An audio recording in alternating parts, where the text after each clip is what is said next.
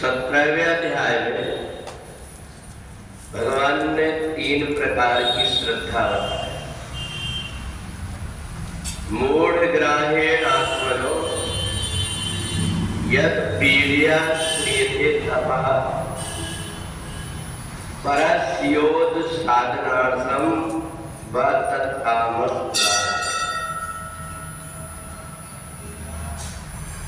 हमारे शरीर में हर समय एक सी ताकत नहीं होती, क्षमता नहीं होती। ये शरीर उम्र के अनुसार घटते और बढ़ते रहती है इसकी क्षमता। तो इसलिए भगवान ने इसी बात को ध्यान में रख करके 17वें अध्याय में हमारी परमात्मा के प्रति श्रद्धा रहती है, उसका हम कैसे पालन करें ये बताया कि यदि शरीर के अंदर क्षमता है तो हम जो कुछ करें उसका दुष्परिणाम ना हो। यह रख करके कोई व्यक्ति कोई काम करता है या कोई उपवास और व्रत करता है, वो तो सतोगुणी कहलाती है। परंतु जो व्यक्ति दूसरे मेरे को क्या कहेंगे इस बात को सोच करके और कोई प्रकार की श्रद्धा केवल बाहर के लोगों को दिखावा करने के लिए करता है, वो रजोगुणी हो जाती है। और तीसरी तमोगुणी होती है।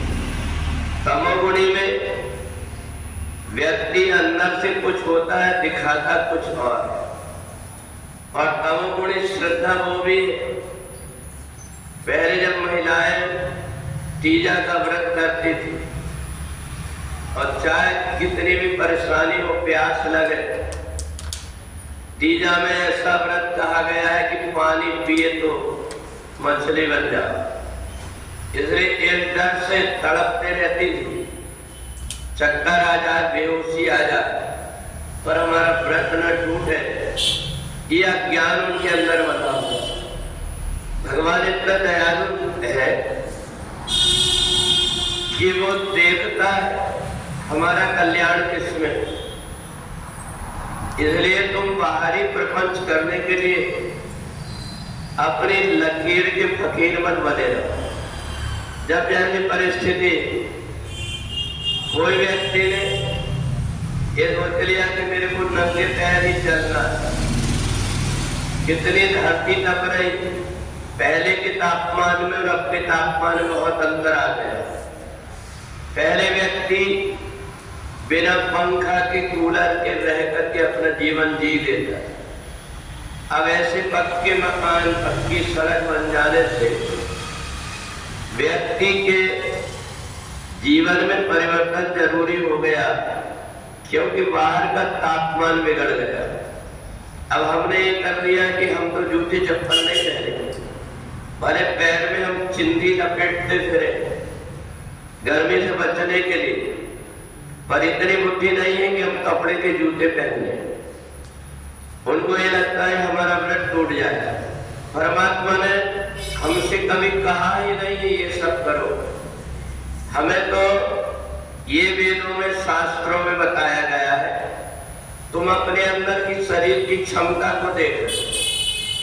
अगर व्रत कर रहे हो, तुम्हें ब्लड प्रेशर बढ़ने लगा, शुगर की बीमारी हो गई, तो ये मत सोचो कि हमारा व्रत का क्या होगा।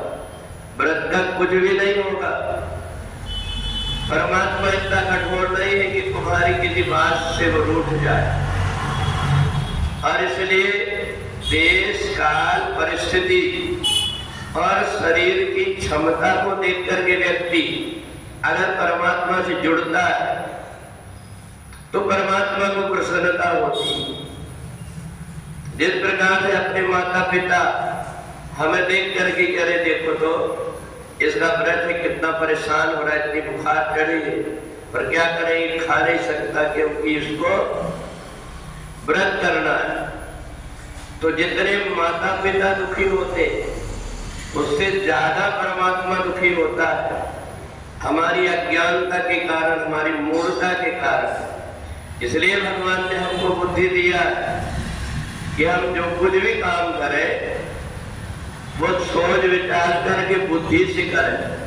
इसलिए आदेश काले यत्तानम अपात्रेष्य दीयते असत्कृतम ज्ञातम तत्तामस उदाहरणम। अब इसलिए हमें सब प्रकार से सोचना पड़ता है। इसलिए वेदों में शास्त्रों में सब बताया गया कि यदि हम ज्यादा सत्यवादी बने तो संसार के लोग हमें बीच चौक में बेच करके अपना स्वार्थ सिद्ध कर लेंगे। इसलिए जब जैसा मौका आता है उसके अनुरूप अपने आप को बना करके जो परमात्मा की भक्ति करता है परमात्मा उससे प्रसन्न होते हैं। बिना किसी प्रकार के कष्ट के परमात्मा का उग्रत उपवास करना सतोगुणी है।